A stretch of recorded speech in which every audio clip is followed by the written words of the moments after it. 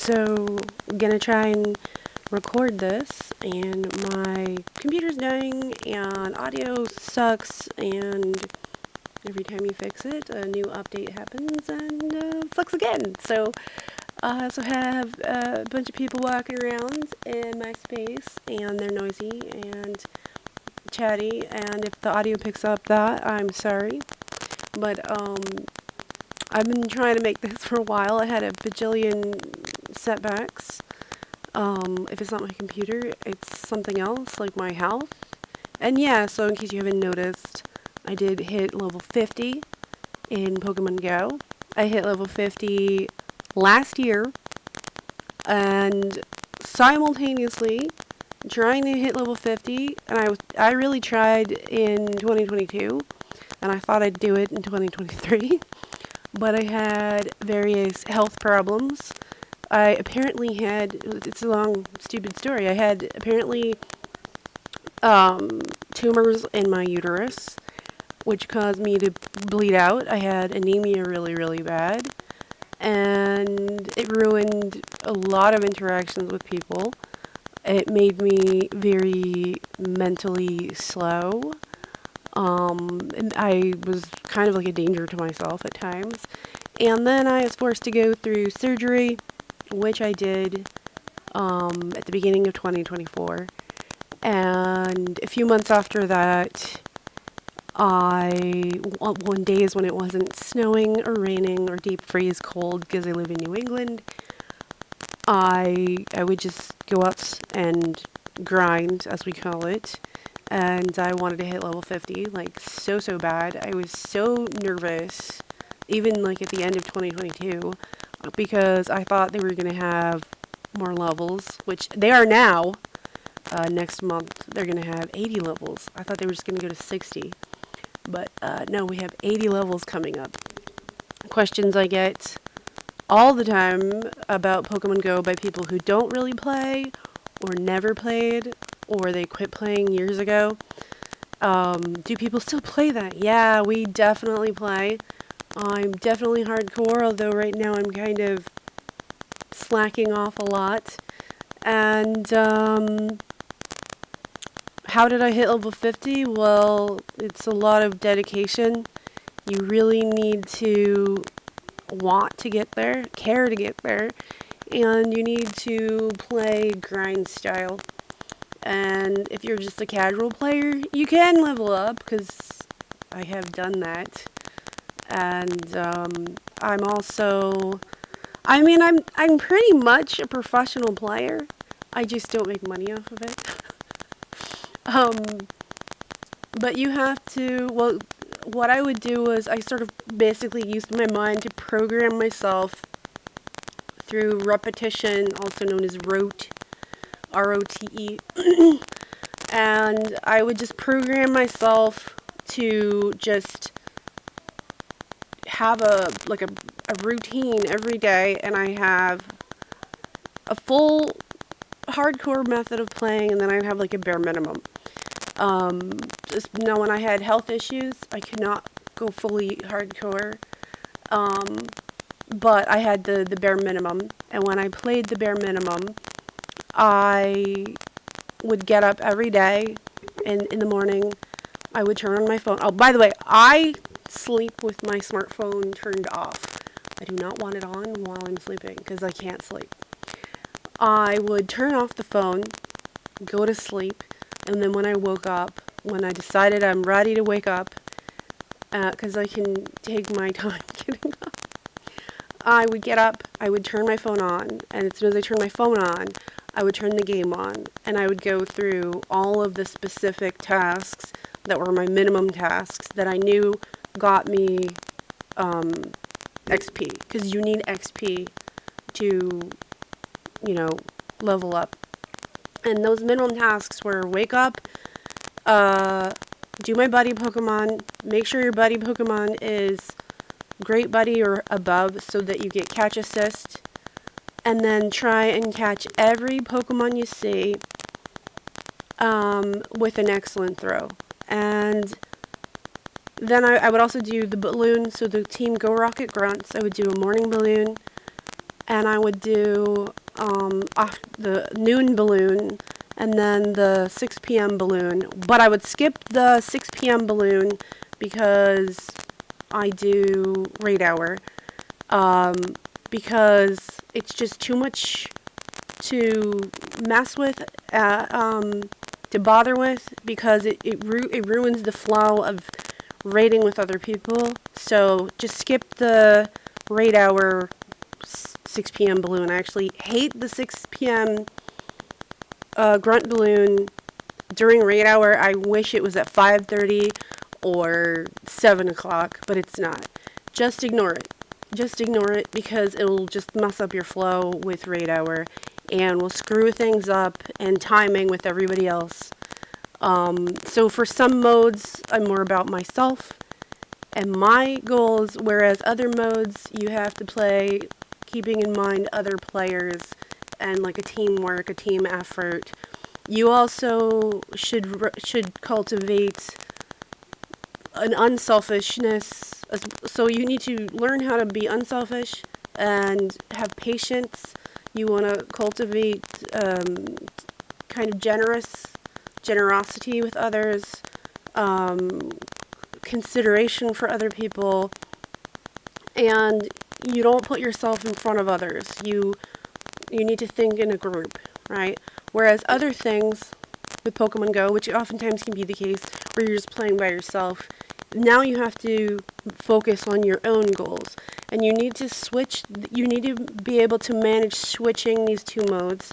I know I talk about it like modes and machines and programming, but this is important. I meet people, new people all the time, and it's kind of funny because when I meet people and they realize like the level that I am and how proficient I am, and I wanted to hook up my computer so I could like show you like all this stuff, but I'm having like computer decay issues or whatever, and I can't show everything at this moment.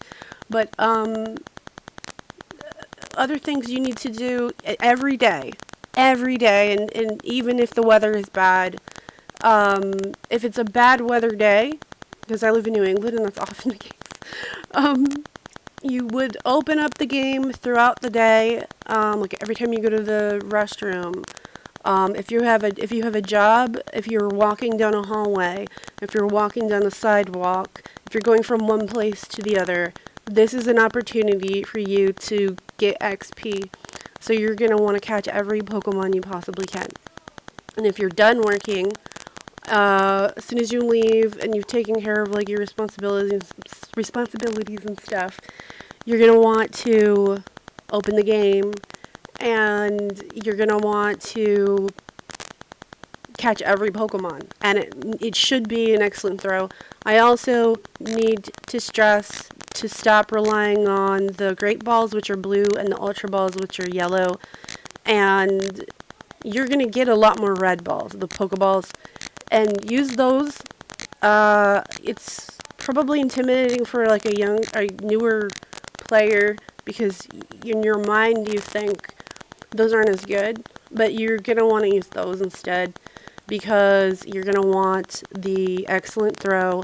And the more you've been doing it, you kind of hit this threshold where even if you have a bad throw, and even if it's a harder to catch Pokemon, like a starter Pokemon, even if you have a bad throw, once you hit this threshold of constantly catching Pokemon, it just kind of catches all of them, even on a bad throw, which is annoying if you have tasks that want like 10 excellent throws in a row, because you're going to want the ones with the red circles or orange red circles, so you can keep trying again and again to farm more excellent throws and then it pop out. But after a while, if you even just using the red balls, things are not going to pop out anymore, which is kind of annoying. Another thing that's going to be really annoying is when you're trying to catch Pokemon, and especially if you're trying to get certain kinds of candies and I don't know, certain kinds of IVs. The game seems to use machine learning, and it will pay attention to what you want.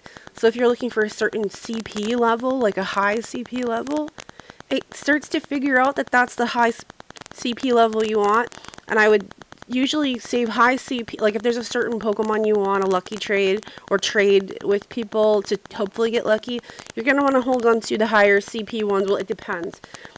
Hopefully it's like if it's a raid attacker, like an Axew or something, you're going to want a higher CP so that you can trade tons of, like hold a bunch of them in your storage and then trade a lot of them back and forth so you can get more candies. And then hopefully one of them will have a really good IV, or they'll turn lucky, which hopefully will be a good IV. Although I've had it where it's like a 2-star, which, how is that even lucky? But that's a thing. Another thing you need to do is you have to play everything a certain way. So you just catch, and you're going to want to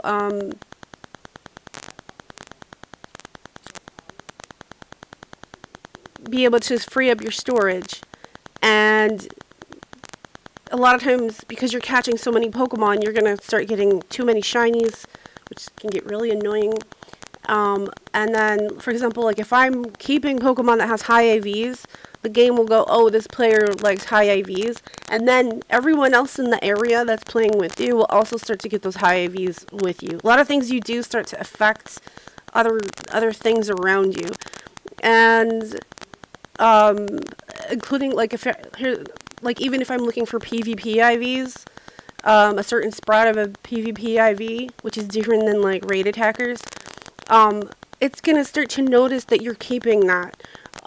Or even if there are some Pokemon that have a lower CP, so I can try and trade them to try and farm a PvP IV, it tends to notice, it tends to catch on that that's what you're looking for, and it'll start to give it to you.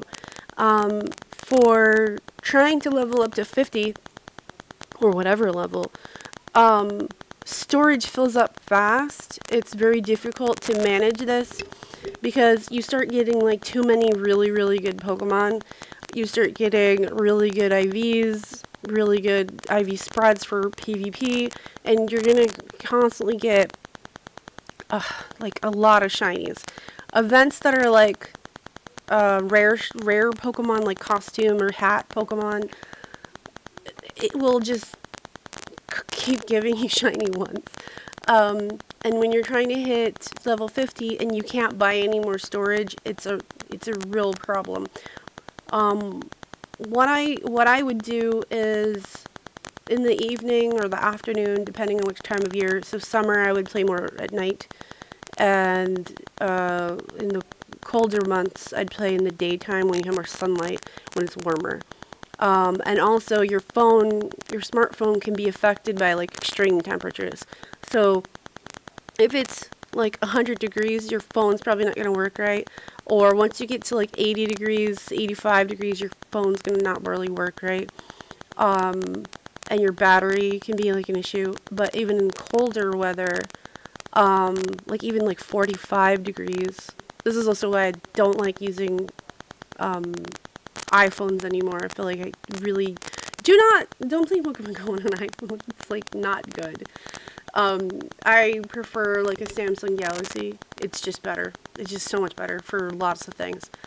But you even like 45 degrees, especially if you're near like the ocean, or here in New England, like you have high humidity cold, your battery just won't hold its charge, and it's difficult to deal with it. And then even like when it's below freezing, your phone is just not going to work very well, because all like the batteries and the components inside just work differently when they're in different temperatures. And so in the winter or colder months, I would play in the midday. Like I'd play around 2 o'clock to when the sun would start to go down, which can sometimes be like 4 o'clock.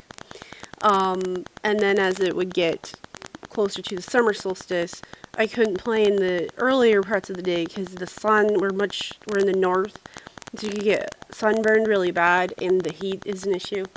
And so I would play towards the end of the day, in the daytime and at night. I would basically just, every day when I wanted to maximize my XP, I would just catch as many Pokemon as I could until my battery wore out and my charger would wear out. You don't have to necessarily play as hardcore as that, but I have other things you can do. Is if you have an iPad, which I did have, which I wear shit out, okay? I had an iPad, and then I would also have the iPad on in PokemonGo while I was doing stuff, like if I was working on something, and keep the iPad open. And you could also use auto catchers if you wanted to do that if you're really busy. But basically, I would just try and manually. It's also harder to catch stuff on an iPad, honestly. But I would try and just catch stuff throughout the day. And then iPad has like a weird drift to it, so it would sometimes hatch eggs. You can hatch eggs. I also recommend big time taking notice of which typings of Pokemon are out in the wild at any particular time. It's like there's always an event now. Like right now we're in like a Psyduck Pokemon concierge event with the Psyduck has like a swimming ring, and so that's like a what? Is that a normal Pokemon or a water Pokemon? I think it's a water Pokemon, right? And so if there's lots of water Pokemon out, you would try and Mega Evolve that typing. So or even better, Primal. So you have Primal Kyogre or Primal Groudon. And those two, they're not technically megas, but it's basically like a mega system. But there's more bonuses to that it can affect other typings in whatever I can't remember the exact details. And by having that highest level of Mega Evolution all the way powered up on the Mega or Primal, you get more XP for each catch, especially in the typing of that Mega Evolution. And so it just adds more onto it. Another one is evolutions, just regular evolutions. If you save a lot of Pokemon that are like the type that evolve for free after being traded, so like a Haunter or what are they called? Excavaliers. There are certain Pokemon that when you trade them, you get a free evolution. That's basically like free XP. Another one is like Phantump.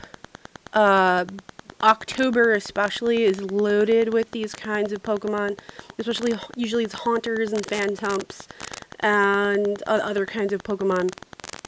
And you'll save a batch of these, and then you trade it with someone else's account, and you just get a whole bunch of free XP for evolving that.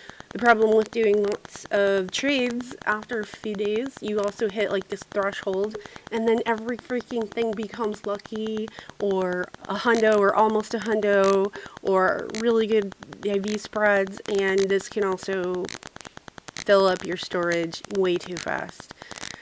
But evolutions is also probably like the old school way of getting farming XP or grinding XP. And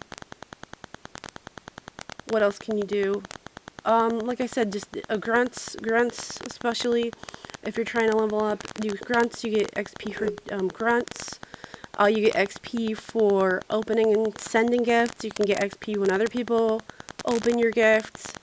I recommend also, like, as soon as it's midnight, you start opening gifts, you start sending gifts.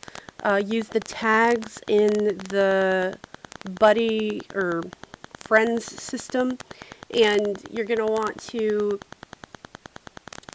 label people by like their region or their relationship to you. You should have like a priority list, especially if certain persons are prone to, but like, okay, so in the list, there's like the people who rank up as the most, the people you interact with the most, and you can see how they're ranked. I think it's like a heart. If you tap on the heart, you can see who do you interact with the most over the past several years. And those are the people that are going to be more likely to get lucky with you. And I also recommend having like a regional list. Like I'll have people labeled as local. And then I'll have other people as like an asterisk, like they're the people I'm most likely to interact with or prioritize. Because some people are people I went to college with, or from where I grew up, and I want to know if they're online, so I put them in the asterisk list. Whereas other people, like locally, I personally know, I interact with them the most, or like I have either mentored them. And here's another thing: you can mentor people, and then those people can become good at something that's even better than you. That's a good thing. That's not something to be envious of. That's something to be proud of. And also, I also like to stress being proud of other other players' achievements. When you take the concept of the game as like an extension of your real life, because instead of just being indoors and playing indoors, the entire world is the game. Okay, it's augmented reality, and there were many kind of ebbs and flows in popularity for this game. So obviously 2016 and 2017, and then it kind of crashed a bit in 2018, which is also when I took my longest break from the game, was most of 2018. And then I came back in, so I left it in like around March 2018. I left in a huff. I was not in a good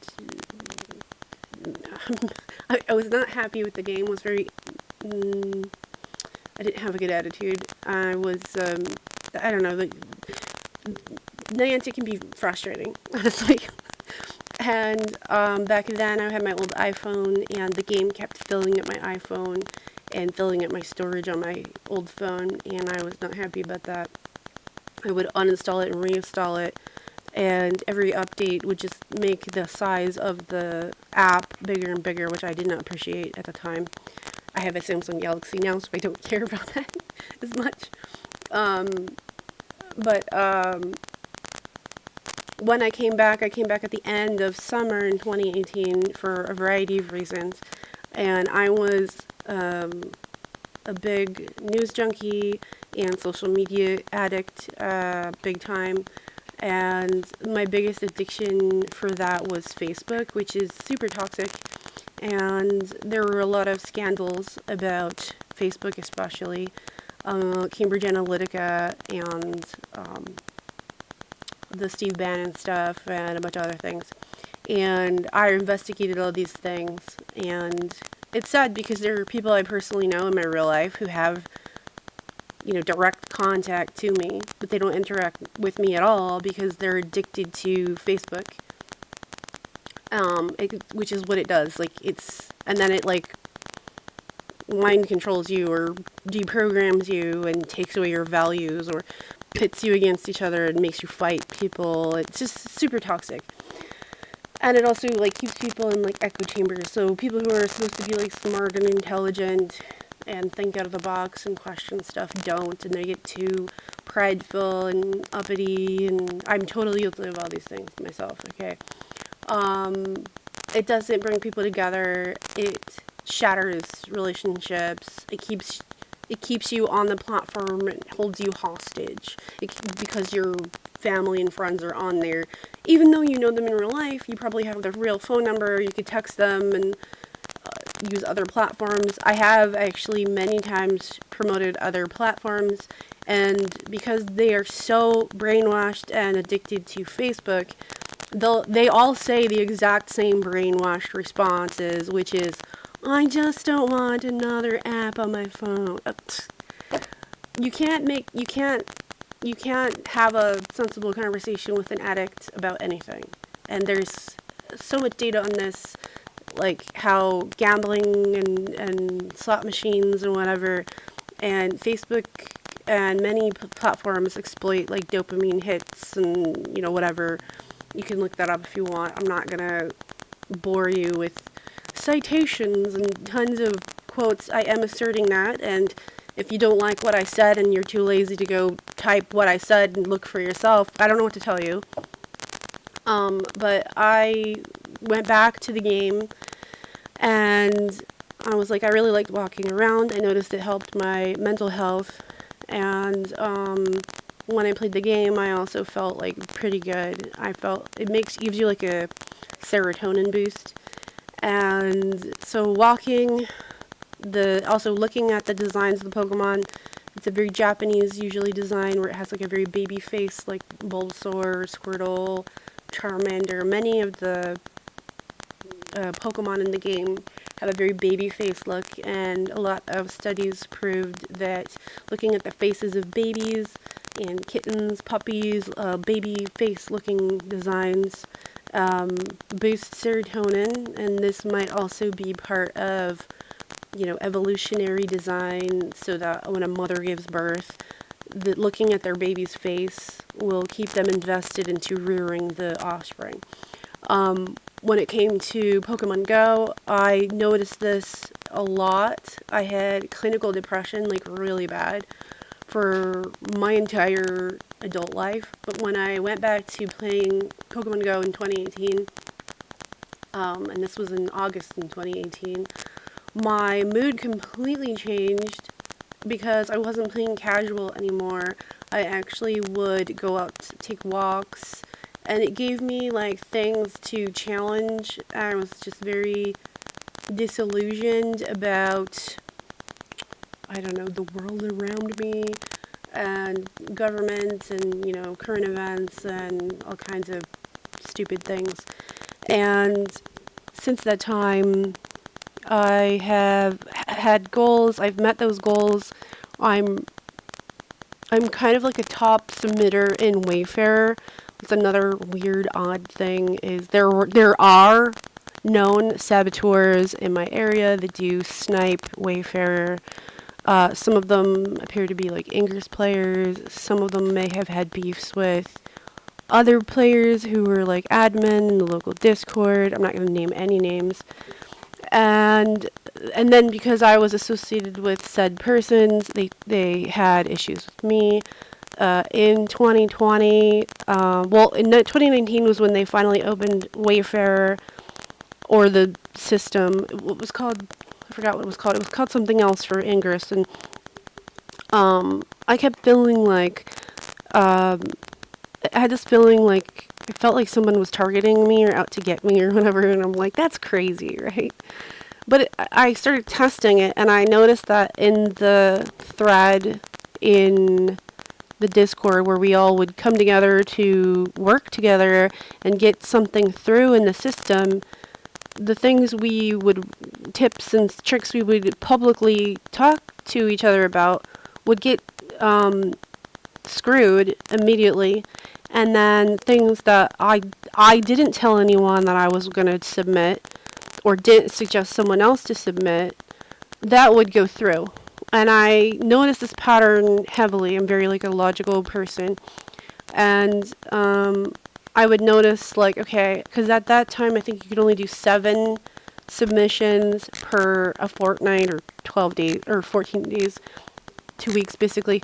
And about half I would tell people when and where I was submitting a waypoint or POI in Wayfarer, and then the other half I wouldn't tell.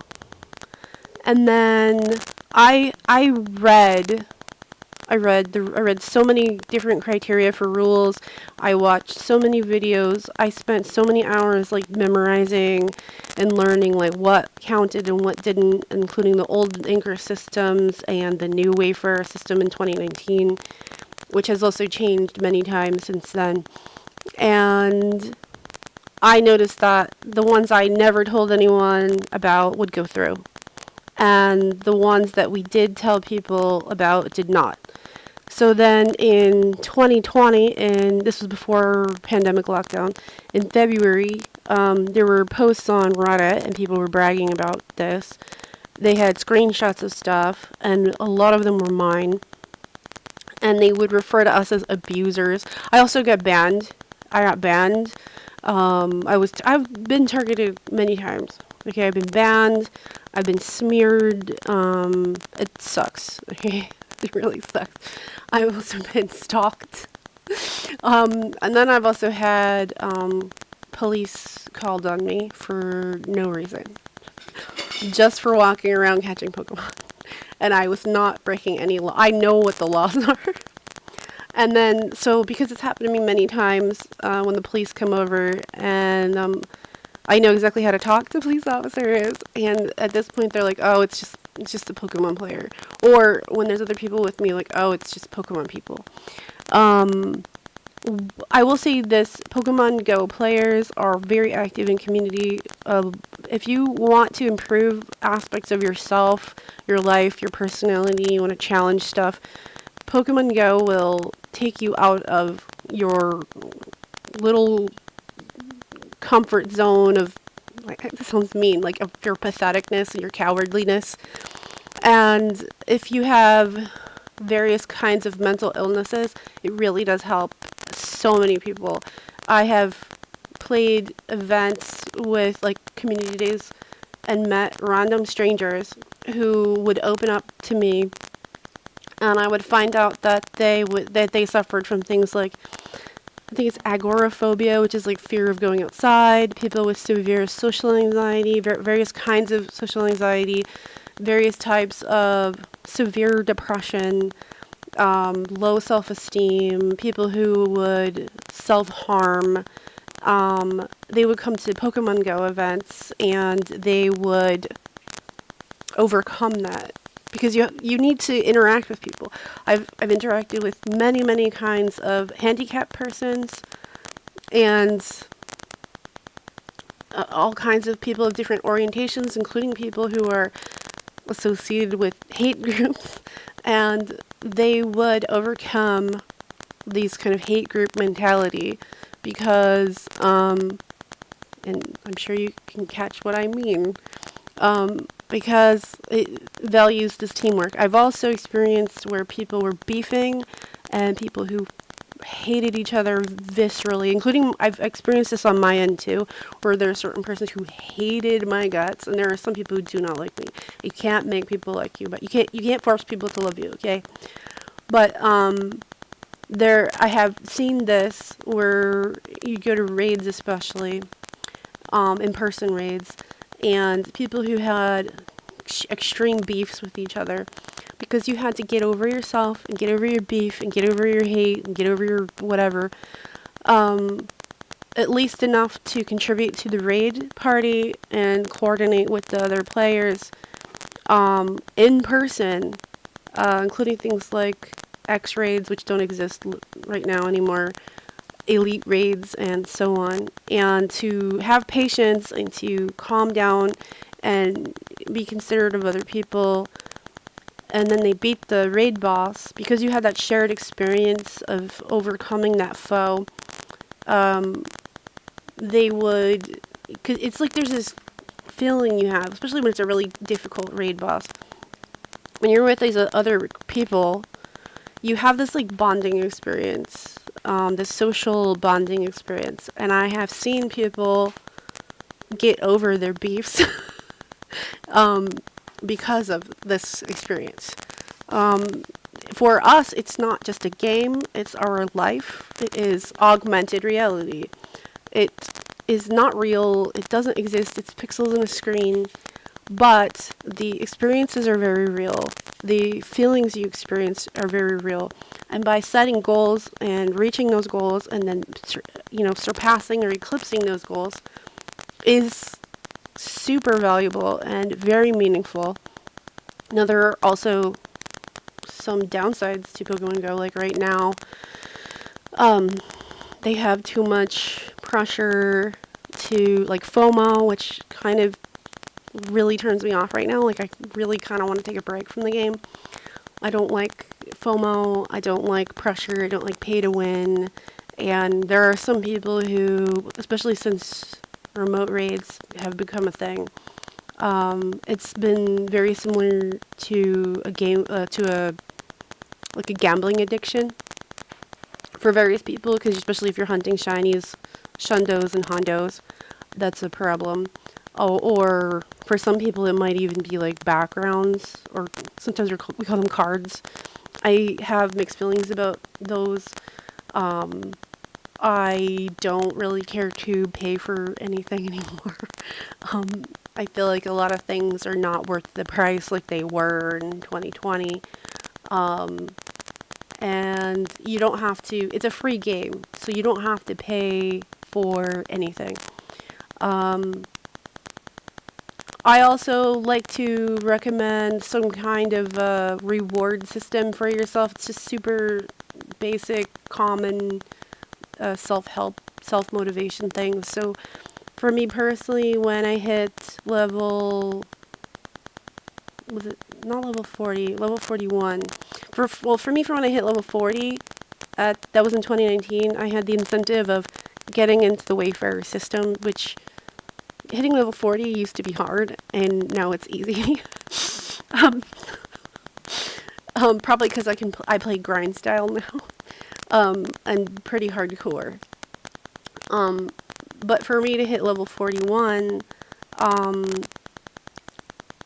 when I hit level 41, I got a bottle of champagne, and each level that I hit, I would pop a bottle of champagne.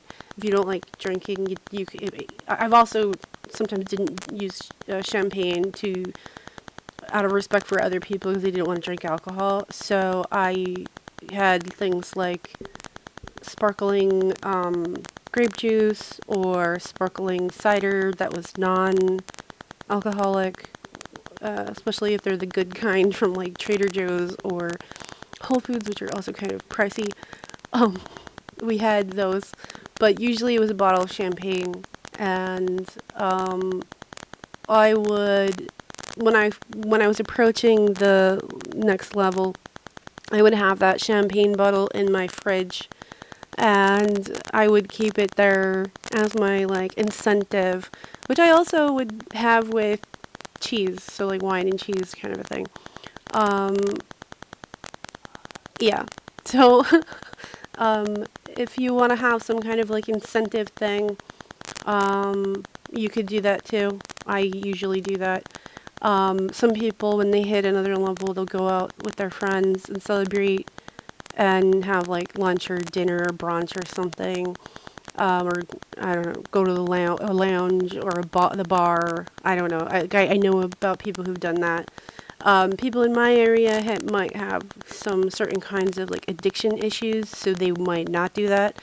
Like they're not going to go to the bar, or they're not going to partake in a substance or something. They might, I don't know, go to Boston or go to the beach or have a pizza or something like that, or a cupcake.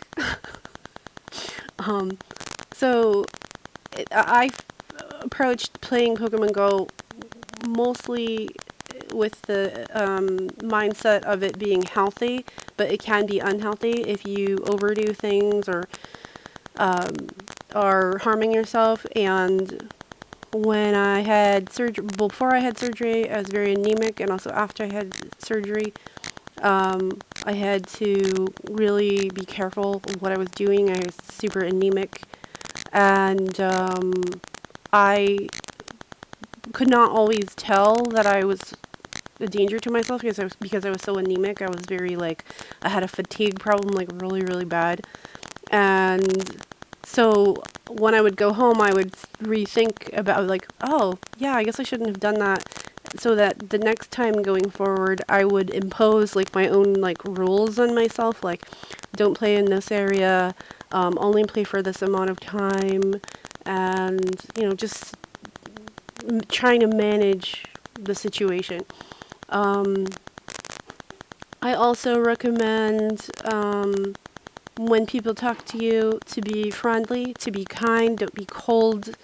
So I'm in Massachusetts, and outside of Boston, especially outside of Cambridge, people are not very warm and fuzzy and friendly like where I come from. I'm from Philadelphia, greater Philadelphia area, and people are, brotherly love and friendly and, chipper and social and talkative. And here, people are not necessarily like that.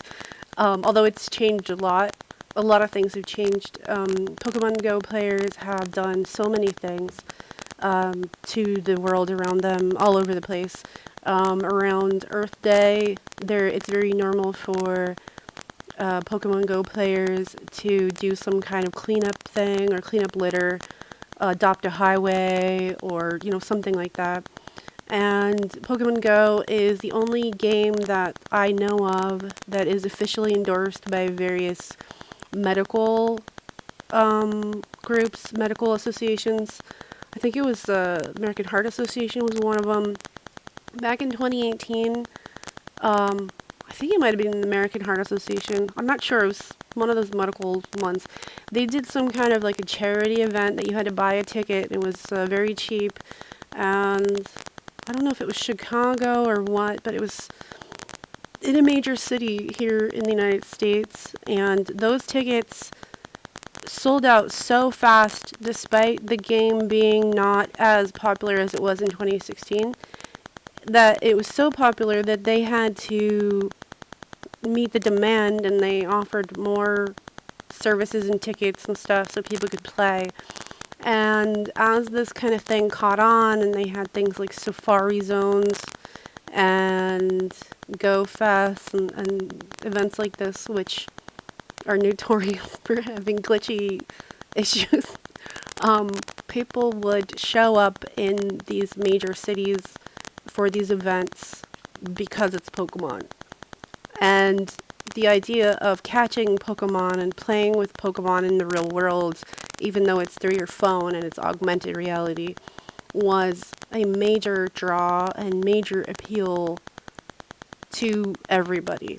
Another misnomer about Pokemon Go is that it's for children. It's not just for children. If anything, I don't usually see that many kids playing, although when there are kids around, I have to be in my best behavior. Because whether you realize it or not, you're a role model. And whether you do good things or bad things, it affects other people, especially if someone's younger than you or someone's like even in your own peer group.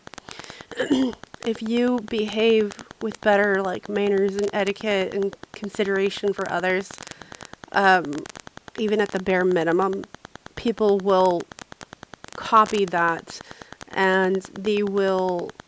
It's like a ripple effect. Like if you drop a pebble in the pond, it makes a ripple and it gets bigger. And then it goes to the edge of the pond and then it ripples back to you. So if you're in a place where everybody's rude, selfish, inconsiderate, mean, whatever it is, making trouble, and you're playing the game and you're also that, you're contributing to that by this kind of bad behavior, whether you realize it or not. But if you are kind and considerate, and it's going to be a little bit of some work at first, but because you're being that way and you make the case for this, it starts to get them to think and reflect. And especially for me personally, I'm like a philosopher. So I would talk about these things with people, and I would also speak about these things in a way that I would also make my points, but I would speak about it in the form of a question. And well, by making my point, but have it formed in a question, it forced people to think about it, right? And then I noticed that the culture where I came from, like Greater Philadelphia, which is about like, brotherly love or neighborly love or, whatever,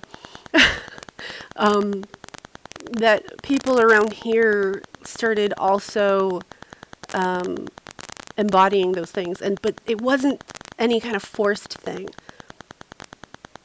It was because they chose to do that. They wanted to do that. They saw me doing it. They'd think about it, reflect about it. And then it just sort of rippled out into everybody else, because by me affecting those people affected other people in their own sphere of influence, whether it's their family, their neighbors, their friends. And then this just kept going. It used to be like, okay, so here in Massachusetts, people literally call themselves massholes, if you get the joke. And drivers are notorious massholes. So I would go places and if I noticed that somebody wanted to turn and they needed someone to cut them a break on the incoming side or outgoing side or whatever, I would try and like wave to the people coming, like, hey, let this person go. You know, let this person cut them a break. And just by that small gesture, repeatedly doing that, people would start to catch on. And then people had stopped being very self-centered, and they would start to see other people around them. And they would start to be considerate of other people. And if you've ever been that person who's in that hard spot, or you've had that bad day and that one person cut you a break, it really means something. And this is one of the things I liked about playing the game, because I could see the changes in other people. I could see this change in people around me. And part of it was myself, part of it was other people, and this kind of learning to look past yourself, look past your own selfishness or greed, and that these things can kind of interconnect or interdepend. And also, cheering on other people's triumphs is also a good thing. If you see people succeeding, that's not something to be jealous of in a bad, negative way. You can observe people's successes and be like, good for you, thank you, I would like that too. Other people's successes are not something to be sad about, afraid of, intimidated by. You can use it as like an inspiration to keep going. And when people would, like, so what I would do is, like, when I was on Twitter, I'd see people hit another level, and I would congratulate each person. I would send them, like, a GIF picture of, like, I think it was Great Gatsby with a champagne cup with fireworks and stuff. And the funny thing was, by me doing that, I noticed other people did that, right? And when I was doing that, then people started doing it to me back. You don't necessarily have to depend on other people for validation, but you can give validation to other people, and it's funny how it can just surprise you and come back. PokemonGo is also this game that you're not going to get in trouble for talking about. I many times got punished on YouTube and other platforms for talking about various kinds of topics and issues, and PokemonGo I would not get punished for. And if anything, it fixed my algorithms, because I got shadow banned a number of times just for talking about, like, current events and things. And you don't get banned for saying incorrect things, or you don't get banned for saying the right things or being correct about something or having, like, a good argument in favor of various ethics and so on. You get banned, that's what you get banned for. You get banned for being right about things. You don't get banned for towing the line and lying and promoting bad things in the world. That's the most popular thing at the time in the mainstream medias. And that's a big reason why I got shadow banned. I used to do vlogs, and I'd talk about current events, and I was just very frustrated and depressed and whatever, and I was just trying to cope with things around me, and I didn't even put tags in my vlogs, and the system eventually started to make, the AI systems now that can, speech to text, and they would apparently scan everything you say, and then they could see what my videos were about, even though I didn't put it in the tags. And I used to be a burner, which I don't support this person anymore because of various reasons. And it's funny because he doesn't get banned or pushed back anymore because now he toes the line of things that are against what he used to stand for, if you know what I mean. But playing Pokemon Go or Pokemon anything and putting that on social media doesn't get me banned. And if anything, it definitely... I saw the analytics of my channel when it suddenly, when the shadow ban suddenly got taken off of it because... well, people were checking my old animation clips from like old YouTube days during the pandemic lockdown. And then my Pokemon stuff. I posted Pokemon stuff, especially Pokemon Go, sometimes Pokemon House. No, Pokemon Home. And also I played Nintendo Switch Pokemon games. And Pokemon is a more positive fan base, usually. Pokemon fandoms is one of the more cleaner, although there's some naughty bits here and there, but it's usually one of the cleaner ones. Before, Harry Potter was like that, and then J.K. Rowling, I don't know, she had some, some hot takes a few years ago, and then it wasn't as clean as it was. I feel like today she has some different things she's talking about which don't sound that bad, even though she says she's a TERF. I'm not a TERF, but I'm kind of at this point where like I just want to let people process and live, and even if like I'm pro free speech, even stuff I don't agree with, I'm not pro censorship because part of it is because I've been censored very bad. So I don't talk about certain things anymore. But Pokemon Go allowed me to just express myself and share my progress, my journey, my process. It's been very positive for me personally.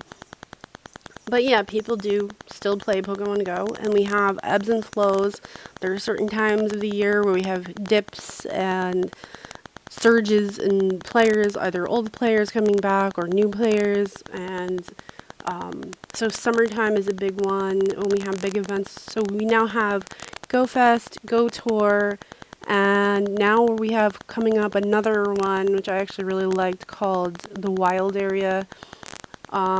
They also have Safari Zone, but Safari Zone is usually not a global thing. It's usually specific to 1 or 2 cities, sometimes 3 on the same day. But you have to go there and you have to buy a ticket and stuff like that. I play in Massachusetts. I play in like the greater Boston area in the South Shore. And there are so many amazing players here, like God-level players, and I know pretty much all of them, especially in my area. And some of them live in my town, and there are people that are just so freaking good. It's like mind-blowing. I'm okay, I think. I mean, people look at me pretty good now, but when I leave Massachusetts and I go to other states, and I meet people all the time, it's kind of weird, like the reactions I get out of people, including even people that I know, when they see my account and they see my Pokemon and they see what I've done. And I have very rare Pokemon that you can't get anymore, and it's just kind of weird because it's like I'm a big fish in a small lake. I have coached so many players. I have mentored so many players, and many of these people, a lot of them, go on to do other things with their life, whether it's go to college or pursue careers or whatever it is. And there's just so many positive things that I've taken Pokemon Go as a philosopher and use this game to just help other people. Pokemon Go is not just a game. It's basically my life. It's a way of life, a way of living, a way of being, a way of playing. It's whatever you want it to be. It's whatever you bring to it. And you can take a break and it'll still be there.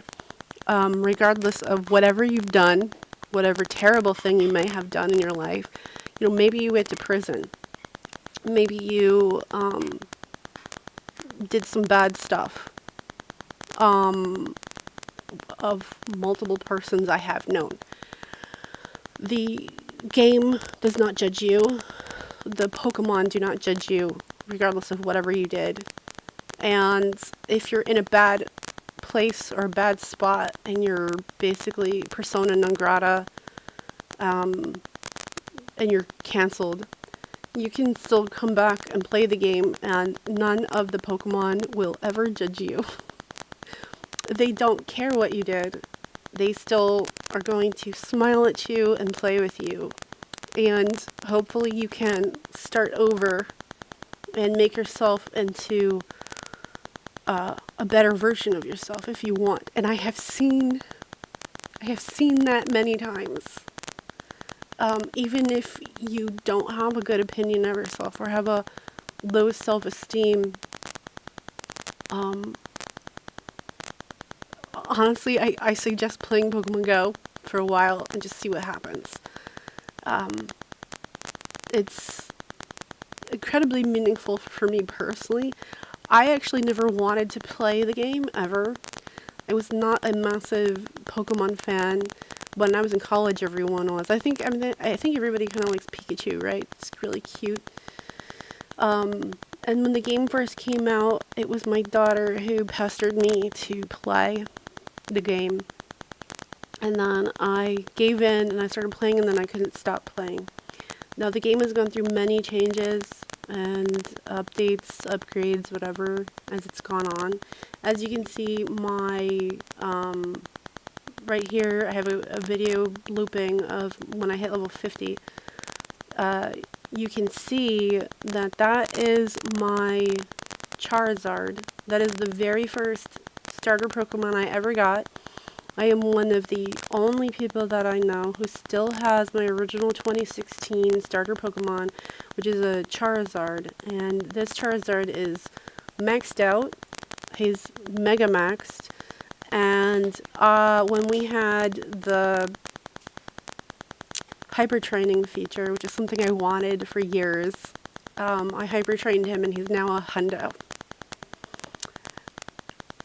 He's very sentimental to me. He's gone everywhere with me. He's gone to Key West. He's gone to, well, all up and down the East Coast. And it just, all these things are meaningful to me.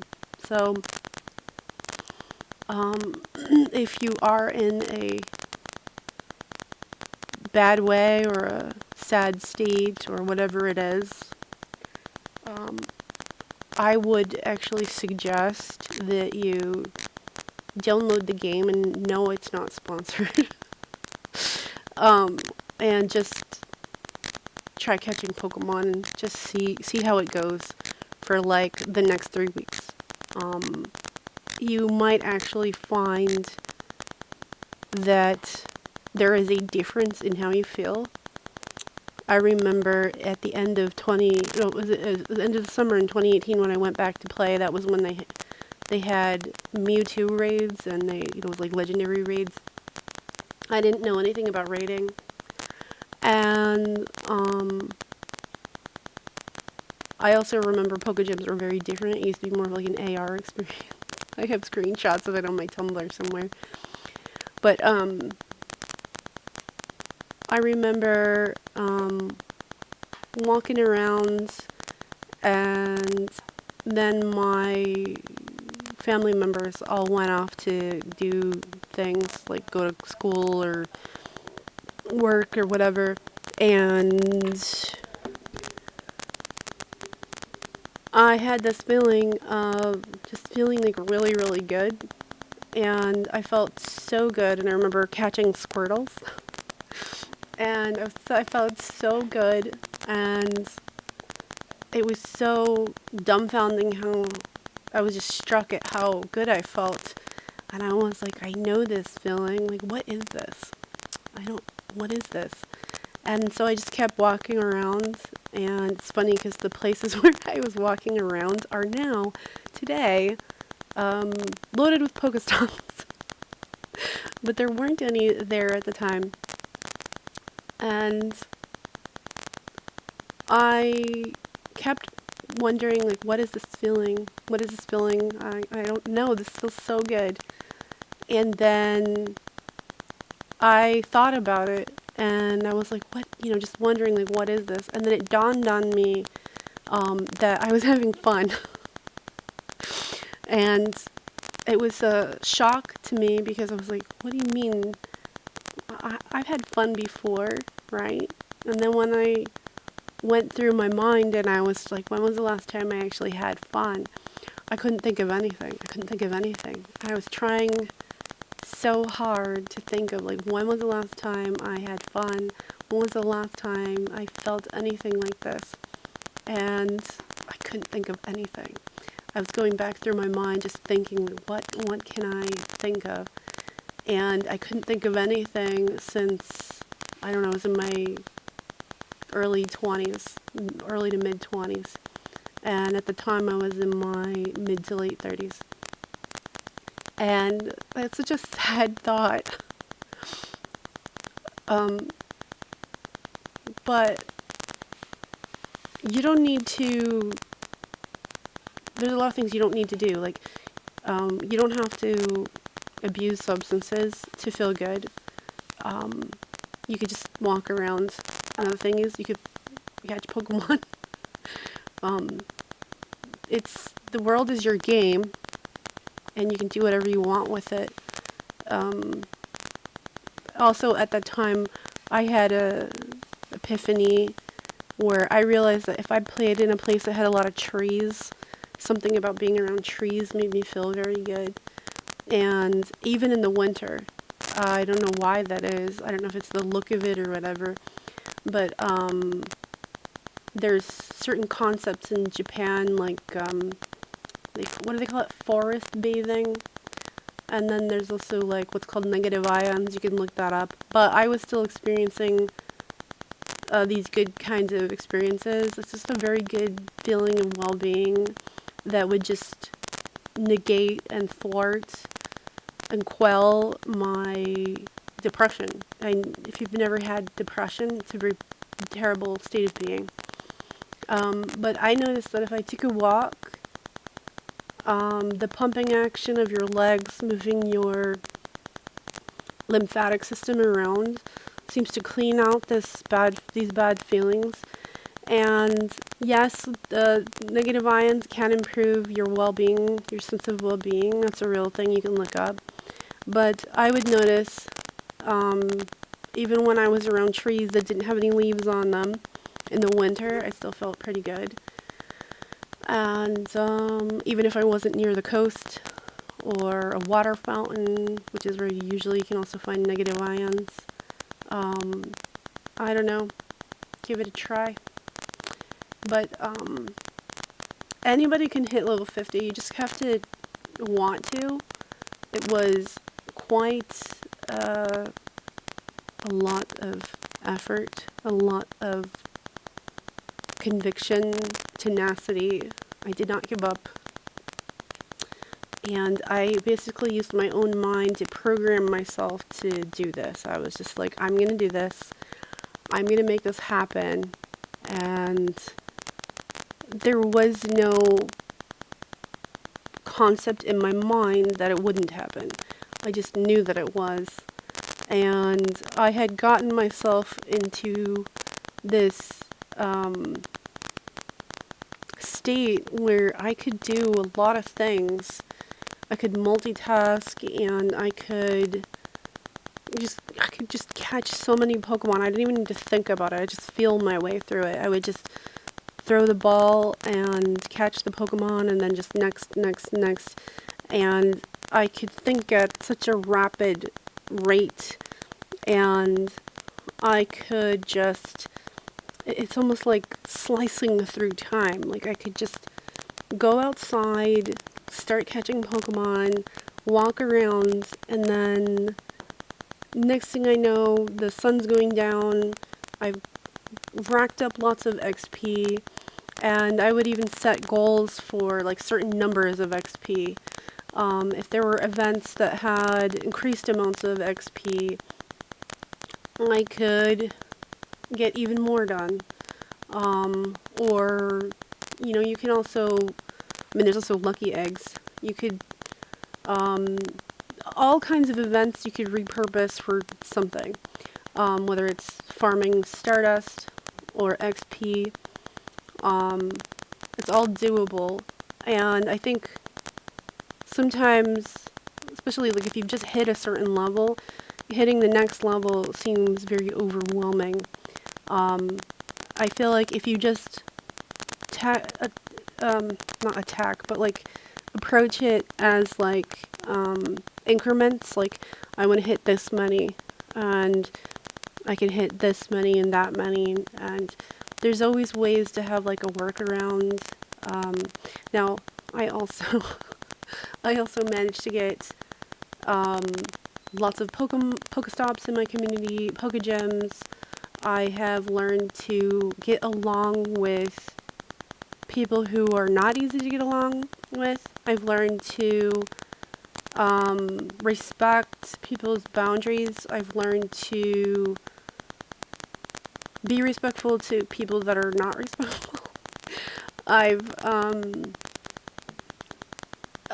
learned strategies. Other things that can help you is actually, believe it or not, playing Ingress, which is not a fun game. It's a strategy game. And I will include some words of caution with Ingress, because Ingress is basically a perpetual, like, war game, in a way. And the only way to get that to go anywhere is if you put your ego into it and you play with your ego, which can be productive, but then you start devolving into everything that goes with that. And especially like a pridefulness. You can find a kind of like pride, a high off of your pride of planning out strategies and then executing them, especially if you know how to do things in a long-term setup. And I found that I'm probably not good. It's probably not always good for me to play Ingress. But things that I learned playing Ingress, I 100% could apply to strategies in PokemonGo, including Wayfarer. And I've coached many people how to do Wayfarer, how to navigate certain kinds of gatekeepers, people who think they know everything and they don't like other people to succeed because they didn't do it, and they feel threatened and their pride is brittle or whatever. I get it when you get rejection. I get it when you get, your hopes dashed and crushed and whatever. But if it's been dashed, shattered, and crushed enough times, you don't get hurt anymore. You just get either a thicker skin or tougher, or sometimes you can get like really pissed off. There are certain kinds of things you can repurpose the energy into just motivation, into doing other things. I've also, so there are some people who don't understand the things that I'm doing. Like, I don't really care about canceling people, really.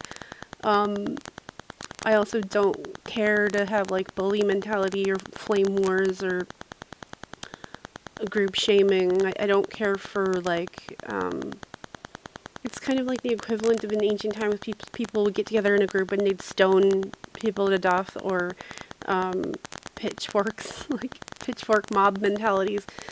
Today it's all like digital, where people still have these mentalities, but it's digital, like this sort of digital text stoning of people to death through cancel culture or whatever. And I have accepted people and played with people without judging them, which can either A, I can learn something about them that I didn't realize, or B, they could come to my side and see things from a better perspective, or I could just be wrong about something and just shift my perspective.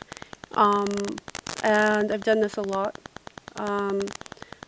I have also witnessed people become more supportive of others, kind and generous, and not in a forced way, in a generous internal like expression of who they turned out to really be.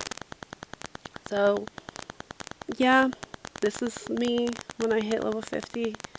I still plan on playing the game forever. When I went back to playing Pokemon Go in 2018, I was very frustrated and depressed about all kinds of like career goals and various things and the state of the world, etc. And I kind of approached it as a kind of rebellious way of being like, screw this world, screw the system, and screw society's ridiculous expectations, screw, in a way, some of my approach to hitting level 50 might be similar to hustle culture, but there are just certain things that society wants you to believe, or these certain rat race traps and mental mind traps and identity traps or crises, and it was kind of like my way of giving a middle finger to all of society, like, oh, screw everything you told me, screw all this like negativity, I'm gonna play Pokemon Go. And I very defiantly went outside and I started playing Pokemon Go. And I did not care if people thought I was crazy or childish or immature. In fact, I feel like the people who did say those kinds of things to me were themselves very childish or sort of brainwashed by ideals in either completely different decades or a totally different century or millennium than the one we're in right now. And I will continue to play Pokemon Go. I will continue to contribute to my neighbors. At this point, I know more neighbors now in just the past few years from playing Pokemon Go, especially through the pandemic. There were so many positives for me that came out of the pandemic. I know more people now. People know me. People know my name. People recognize me when I go places. I'm oftentimes the Pokemon lady. When people know me as the Pokemon lady. And which is weird to me. But it's a thing. And the entire time I lived here, because I've lived here since end of 2001, like October 2001. And I know more people now, and more people know me, people know each other, than before 2018. Or before 2019 even. Everything has changed, and you might not think that things can change for the better, especially when everything looks dark and bad in the world, but things can change.